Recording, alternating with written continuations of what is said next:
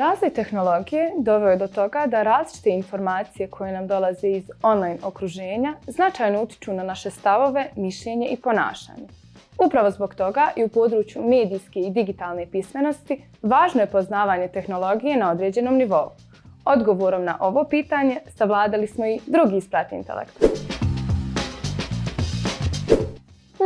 A kako to o medijskoj pismenosti razmišljamo na trećem nivou intelekta? Kada dođemo do trećeg, zadnjeg nivoa intelekta, to znači da smo već savladali neku temu i sada želimo uraditi nešto sa prikupljenim znanjem.